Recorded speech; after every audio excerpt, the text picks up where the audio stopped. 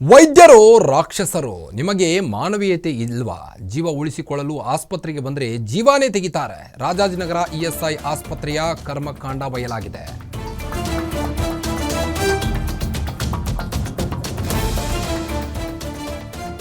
ವೈದ್ಯರು ರಾಕ್ಷಸರು ಇವರಂತ. ನಿಮಗೆ ಮಾನವೀಯತೆ ಇಲ್ವಾ? ಜೀವ ಉಳಿಸಿಕೊಳ್ಳಲು ಆಸ್ಪತ್ರೆಗೆ ಬಂದರೆ ಜೀವಾನೇ ತೆಗಿತಾರೆ ಡಾಕ್ಟರ್ಸ್ಗಳು.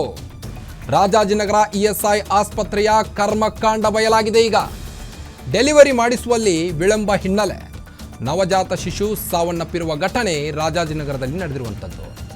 ಸಂಗೀತಂ ಜ್ಯೋತ್ಸ್ನಾ ಸುನೀಲ್ ದಂಪತಿಯ ನವಜಾತ ಶಿಶು ಸಾವನ್ನಪ್ಪಿರುವಂಥದ್ದು. ಹೆರಿಗೆ ನೋವು ಕಾಣಿಸಿಕೊಂಡ ಹಿನ್ನೆಲೆ ಇಎಸ್ಐ ಆಸ್ಪತ್ರೆಗೆ ದಾಖಲಾಗಿದ್ರು. ಭಾನುವಾರ ಮಧ್ಯಾಹ್ನ 1 ಗಂಟೆಗೆ ಆಸ್ಪತ್ರೆಗೆ ಅಡ್ಮಿಟ್ ಆಗಿದ್ರು. ಸೋಮವಾರ ಹೆರಿಗೆ ನೋವು ಕಾಣಿಸಿದ್ರೂ ಹೆರಿಗೆಯನ್ನ ಮಾಡಿಸಿರಲಿಲ್ಲ. ಡೆಲಿವರಿ ನೋವು ಬಂದು ವಿಪರೀತ ವಾಟರ್ ಡಿಸ್ಚಾರ್ಜ್ ಆಗಿದೆ. ಡೆಲಿವರಿ ಮಾಡಿಸಿ ಅಂತ ಹೇಳಿದ್ರು, ಡೆಲಿವರಿ ಮಾಡಿಸಿಲ್ಲ. ಹೀಗಾಗಿ ಮಗು ಸಾವನ್ನಪ್ಪಿದೆ. ಮಂಗಳವಾರ ಬೆಳಗ್ಗೆ ಸಿಸರಿನ್ ಡೆಲಿವರಿ ಮಾಡಿದ್ದಾರೆ.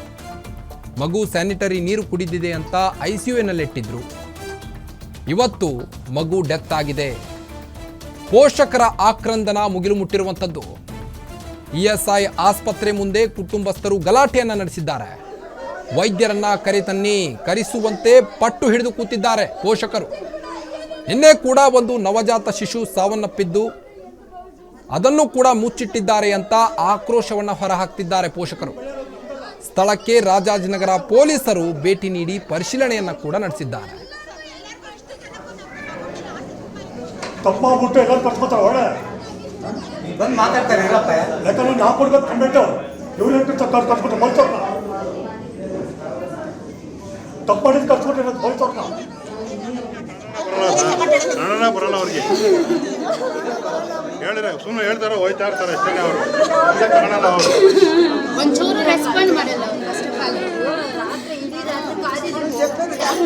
ದಿನ 11:30 ಗಂಟೆಗೆ ಎಲ್ಲ 30 ಜನ ಇಲ್ಲಿ ಇರ್ತಾ ಇದ್ವಿ ಸರ್. ಯಾರನ್ನ ಬೇಕಾದ್ರೂ ಕೇಳಿ ಸರ್. ಇಬ್ರು ಪೇಷಂಟ್ ಏನಕ್ಕೆ ಇಬ್ರು ಇಷ್ಟು ಜನ ಇದ್ದೀರಾ ಅಂತ ಹೇಳ್ತಾ ಇದ್ರಿ ಸರ್. ನಾವು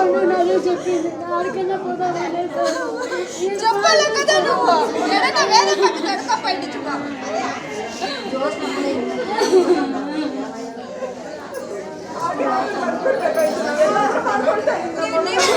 ನೀವು ಎಷ್ಟು ಜನ ಇಲ್ಲಿ ವೆಯ್ಟ್ ಮಾಡ್ತಾ ಇದ್ರಿ ಅಂತ.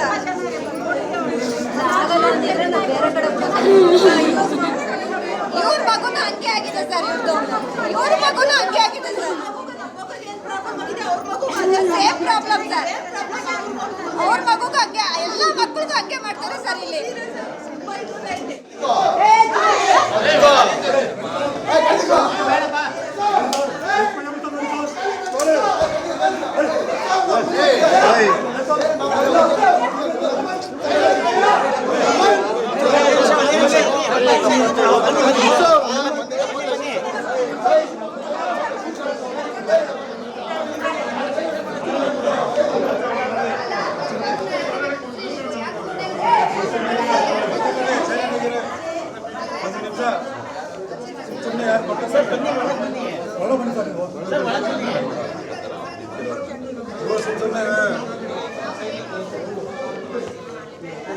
ಸರ್ ಮಾತಾಡ್ಬೋದಾ?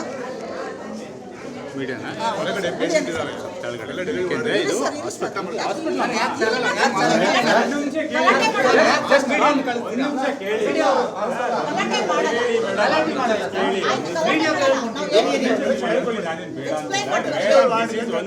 ಎಲ್ಲರಿಗೂ ಕೇಳಿ ನಿಮಗೆ ತೊಂದರೆ ಆಗಿದೆ ಅಂತೇಳಿ.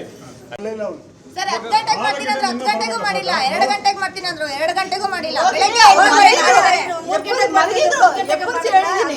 ತುಂಬಾ ಪೇನ್ ಆಗ್ತದೆ ಬಂದೋಡಿ ಅಂತ ಇದ್ರು ಅವರು. ಏನಮ್ಮ ಒಂದು ಪೇಷಂಟ್ಗೆ 4 ಜನ ಇದ್ದೀರಾ ಅಂತಾರೆ. ಏನೂ ಇಲ್ಲ, ನಮ್ಮ ಹುಡುಗಿನ ಇಲ್ಲಿ ಇದು ಕರ್ಕೊಂಬಂದು ಸೇರಿಸಿದ್ವಿ ಸರ್. ಭಾನುವಾರ ಪೇಯ್ನ್ ಬಂದಿದೆ. 9 ತಿಂಗಳವರೆಗೂ ಇಲ್ಲೇ ಟೆಸ್ಟ್ ಮಾಡಿಸ್ತಾ ಇದ್ವಿ. 9 ತಿಂಗಳವರೆಗೂ ನಾರ್ಮಲ್ ಇದೆ. ಮಗುಗೂ ಏನೂ ತೊಂದರೆ ಇಲ್ಲ, ತಾಯಿಗೂ ತೊಂದರೆ ಇಲ್ಲ ಅಂತ ಹೇಳಿದ್ರು. ಇದು ಬಿಟ್ಟು ಪ್ರೈವೇಟಲ್ಲೂ ನಾವು ಚೆಕಪ್ ಮಾಡಿಸಿದ್ವಿ, ಅಲ್ಲೂ ಏನೂ ತೊಂದರೆ ಇಲ್ಲ ಅಂತ ಹೇಳಿದರು.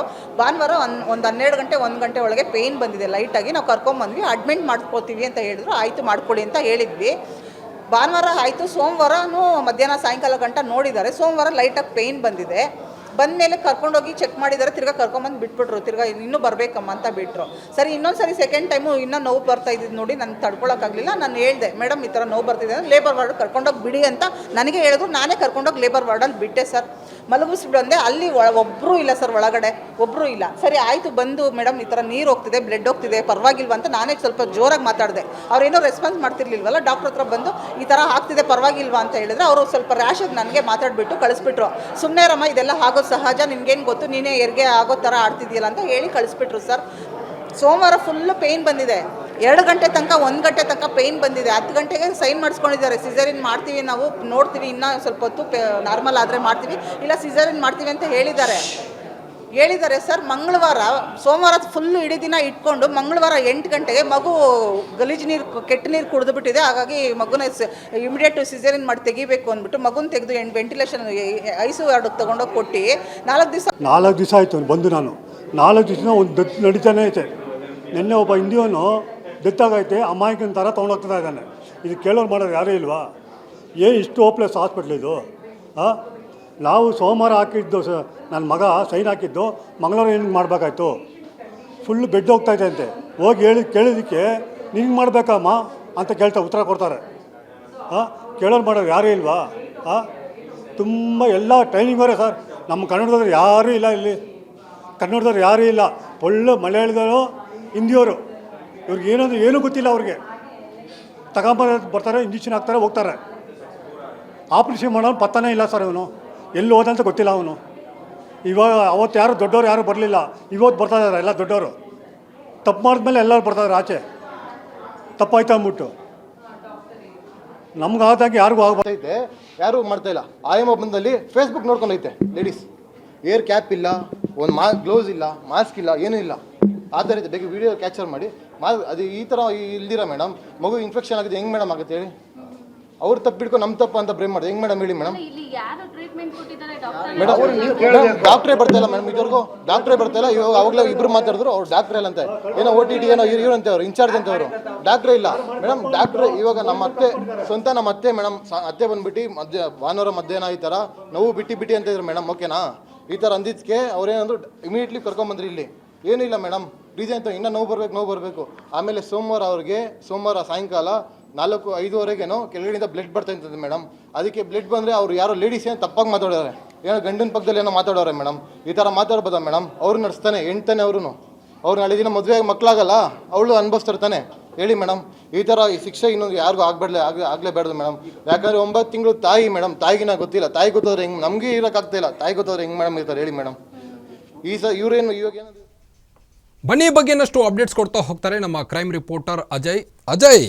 ಇವರು ವೈದ್ಯರೋ ಅಥವಾ ರಾಕ್ಷಸರು ಅಂತ ಮಾನವೀಯತೆಯೇ ಇಲ್ವಾ ಇವ್ರಿಗೆ ಅಂತ? ಏನಿದು ರಾಜಾಜಿನಗರ ಹಾಸ್ಪಿಟಲ್ ಒಂದು ಕರ್ಮಕಾಂಡ ಅಂತ? ಖಂಡಿತವಾಗ್ಲೂ ಕಾರ್ತಿಕ್, ಏನಂದ್ರೆ ರಾಜಾಜಿನಗರ ESI ಆಸ್ಪತ್ರೆಯಲ್ಲಿ ಆಗಿರುವಂತಹ ಕರ್ಮಕಾಂಡ ಅಂತಾನೆ ಹೇಳ್ಬೋದು. ಯಾಕಂದ್ರೆ ಡೆಲಿವರಿ ಮಾಡಿಸುವಲ್ಲಿ ವಿಳಂಬ ಆಗಿರುವಂತಹ ಹಿನ್ನೆಲೆಯಲ್ಲಿ ಈಗಾಗ್ಲೇ ಅಲ್ಲಿ ಒಂದು ಹುಟ್ಟಬೇಕಾಗಿದ್ದಂತಹ ನವಜಾತ ಶಿಶು ಏನಿದೆ ಅದು ಕೂಡ ಈಗಾಗ್ಲೇ ಸಾವನ್ನಪ್ಪಿರುವಂತದ್ದು. ಸಂಗೀತ ಮತ್ತೆ ಸುನೀಲ್ ದಂಪತಿಯ ಮಗು ಇದಾಗಿರುವಂತದ್ದು. ಬೆಂಗಳೂರಿನ ಕಮಲನಗರ ನಿವಾಸಿಗಳಾಗಿರುವಂತಹ ಈ ದಂಪತಿಗಳು ಹೆರಿಗೆ ನೋವು ಕಾಣಿಸ್ಕೊಂಡಿದೆ ಅಂತ ಹೇಳಿ ಸಂಗೀತಮ್ಮ ಏನಿದ್ದಾರೆ ಅವರನ್ನ ESI ಆಸ್ಪತ್ರೆಗೆ ಕರ್ಕೊಂಡ್ಬಂದಿದ್ರು. ಭಾನುವಾರ ಮಧ್ಯಾಹ್ನ ಸುಮಾರಿಗೆ 1 ಗಂಟೆ ಅಷ್ಟೊತ್ತಿಗೆ ಇವರು ಆಸ್ಪತ್ರೆಗೆ ಕೂಡ ಬಂದಿರ್ತಾರೆ ಅಂತ ಹೇಳಿ ಈಗಾಗಲೇ ಗೊತ್ತಾಗಿರುವಂತದ್ದು. ಸೋಮವಾರ ಹೆರಿಗೆ ನೋವು ಕಂಡು ಬಂದ್ರು ಕೂಡ ಅಲ್ಲಿರುವಂತ ESI ಆಸ್ಪತ್ರೆಯ ವೈದ್ಯರು ಏನಿದ್ದಾರೆ ಅವ್ರು ಯಾರು ಕೂಡ ಹೆರಿಗೆ ಮಾಡೋದಕ್ಕೂ ಕೂಡ ಮುಂದಾಗಿರೋದಿಲ್ಲ. ಡೆಲಿವರಿ ನೋವು ಬಂದು ನಂತರ ವಿಪರೀತ ವಾಟರ್ ಡಿಸ್ಚಾರ್ಜ್ ಆಗತ್ತೆ ಸಂಗೀತಮ್ ಅವರ ದೇಹದಿಂದ. ಆ ನಂತರ ಡೆಲಿವರಿ ಮಾಡಿಸಿ ಅಂತ ಎಷ್ಟು ಹೇಳಿದ್ರು ಕೂಡ ಅವರು ಡೆಲಿವರಿಯನ್ನ ಮಾಡಿಸೋದಿಲ್ಲ.